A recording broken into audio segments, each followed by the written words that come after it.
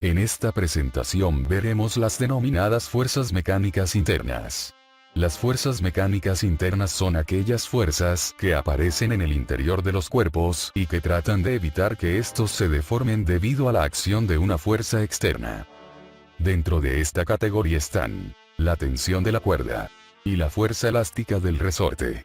Las fuerzas de tensión son aquellas fuerzas internas que aparecen en el interior de cuerpos flexibles, como cables o cuerdas, o cuerpos rígidos, como barras, en cuyo caso se habla de tracción. Las tensiones tratan de evitar su posible estiramiento y actúan a lo largo de estos cuerpos manteniendo constante su valor, excepto en los puntos donde haya contacto con otros cuerpos. Para dibujar las tensiones se hace un corte imaginario y se separa el cuerpo, de forma ideal. Por el contrario, las fuerzas de compresión son aquellas fuerzas internas que aparecen en el interior de los cuerpos, tratando de evitar su posible compresión. Esas fuerzas son constantes a lo largo del cuerpo. Para dibujar las compresiones se hace un corte imaginario y se separa el cuerpo, de forma ideal. Dentro del concepto de cuerda se incluyen elementos similares como cables, alambres, cadenas, hilos, etc. Las cuerdas son elementos flexibles, que solamente pueden generar fuerzas de tensión. Para los problemas más simples se trabaja con una cuerda ideal, de masa despreciable, que no se rompe y no tiene propiedades elásticas. En la figura se aprecia una mano que tira de una cuerda, que a su vez está amarrada a un bloque. Si la mano le aplica una fuerza de magnitud F y la cuerda es ideal, esa magnitud se transmite a lo largo de la cuerda hasta llegar al bloque. Así, lo que se conoce como la tensión de la cuerda es la fuerza que la cuerda le aplica al bloque. Una polea, como la que se muestra en la figura, es una máquina simple compuesta por una rueda que puede girar alrededor de un eje fijo a una chapa que pasa por su centro, y que en su periferia tiene una garganta por la cual corre una cuerda o una cadena. Tal como se aprecia en el siguiente video, una polea, dependiendo de la manera en que es usada, permite cambiar el sentido y dirección de una fuerza o multiplicar sus efectos. Las poleas tienen dos propósitos principales: cambiar la dirección de una fuerza y reducir conforme a la ventaja mecánica la fuerza necesaria para levantar un objeto. Este cilindro metálico tiene un peso de alrededor de 10 newtons. Si colgamos la pesa de una cuerda que pasa por esta polea,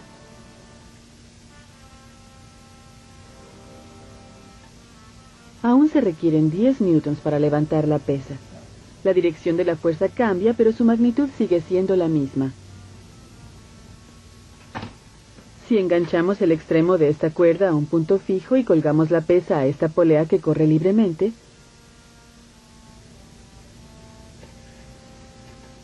solo se requieren 5 newtons para levantar la pesa, pero la pesa que se está levantando solo se mueve la mitad de lo que se mueve el dinamómetro que la está levantando. En muchos de los problemas se considera que la polea es ideal. Eso significa, masa y dimensiones despreciables. El eje de la polea no tiene roce, como si estuviera bien aceitado. La cuerda no resbala con la garganta de la rueda. En una polea ideal, la magnitud de la fuerza se traspasa completamente de un extremo a otro de la cuerda, cambiando su dirección y sentido. Una polea fija o de eje fijo es aquella cuyo eje está empotrado en un punto que está en reposo, como una pared o techo, tal como se ilustra en la figura de la izquierda. Por otra parte, la polea móvil o de eje móvil es aquella cuyo eje está empotrado en un cuerpo que está en movimiento, tal como se ilustra en la figura de la derecha. Asumiendo poleas ideales, ¿qué magnitud de fuerza se necesita aplicar a la cuerda en cada caso para mantener el cuerpo en equilibrio? En el caso de la polea fija, la fuerza aplicada a la cuerda tiene magnitud igual a la del peso del cuerpo. En ese caso, la polea solamente cambia la dirección de la fuerza. Por ejemplo, si el peso del cuerpo fuera 80 newtons, se requieren 80 newtons para sostenerlo en reposo. En el caso de la polea móvil, la configuración permite sostener el cuerpo aplicando una fuerza de magnitud igual a la mitad de su peso. Así, para sostener un cuerpo de 80 newtons, bastaría con una fuerza de 40 newtons. Un resorte como el de la figura consiste en un alambre devanado o enrollado en forma de hélice. Un resorte puede ser comprimido y tensionado o estirado. Como se muestra en el siguiente video, esto tiene ciertos límites marcados por la resistencia del material del resorte. todos los materiales se deformarán permanentemente o se romperán si se estiran demasiado, pero el grado hasta el cual pueden estirarse y recuperar todavía su forma original varía tremendamente de un material a otro. Mostraremos eso con estos dos resortes, uno hecho de latón y el otro de cobre.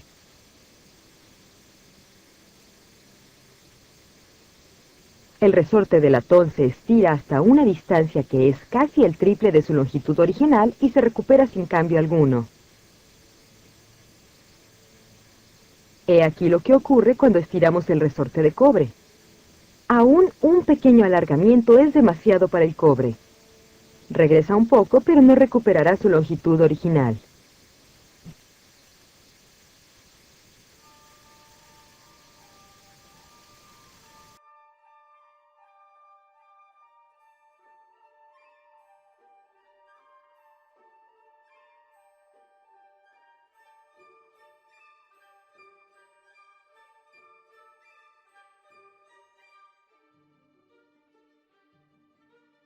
En su estado de equilibrio, ni estirado ni comprimido, tiene una longitud natural L sub 0.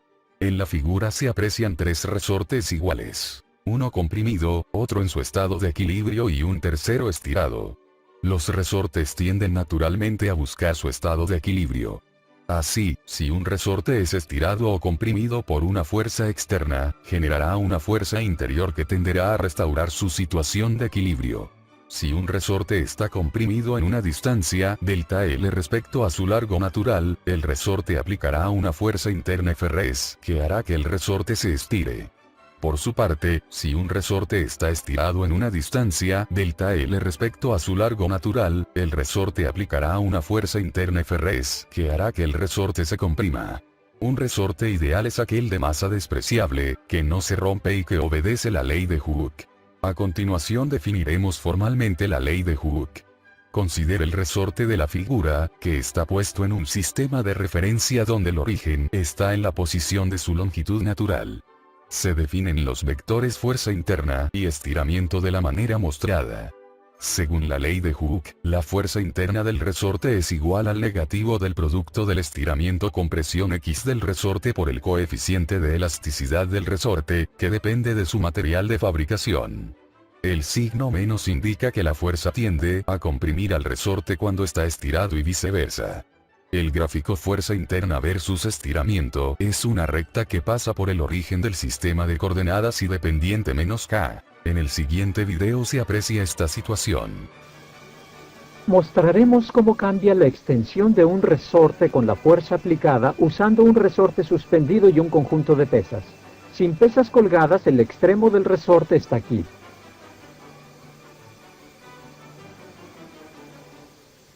Esta es su extensión cuando se añaden 10 newtons de peso.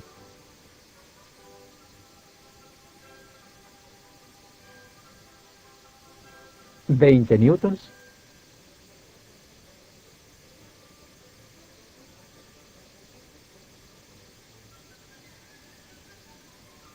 ¿30 newtons? Ahora agregaremos el mismo conjunto de pesas a un resorte diferente, dejando en la pantalla las marcas hechas por el primer resorte para comparar. 10 newtons.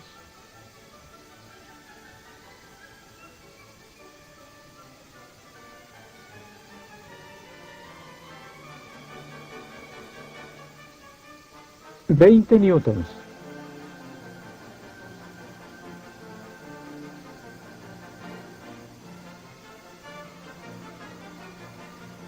¿30 newtons? Si dos resortes de igual longitud natural y constantes elásticas K1 y K2 se conectan en serie, es decir uno a continuación del otro como se muestra en la figura, se puede demostrar que es equivalente a un único resorte de igual longitud natural cuya constante elástica es igual al producto de K1 y K2 dividido por la suma de ambos. Por el contrario, si dos resortes de igual longitud natural y constantes elásticas K1 y K2 se conectan en paralelo, es decir unidos en los dos extremos como se muestra en la figura, se puede demostrar que es equivalente a un único resorte de igual longitud natural cuya constante elástica es igual a la suma de K1 y K2. En el siguiente video se ilustran los efectos de disponer resortes en serie y paralelo. Este resorte tiene una constante de rigidez que nos indica cuánta fuerza debemos ejercer para estirarlo una distancia determinada. Para estirarlo 60 centímetros debemos ejercer una fuerza de 1 newton. Aquí tenemos un resorte idéntico. Si colgamos los resortes en paralelo, son necesarios 2 newtons para estirarlos 60 centímetros. Si los dos resortes se cuelgan en serie, se requiere solo la mitad de 1 newton para estirarlos 60 centímetros.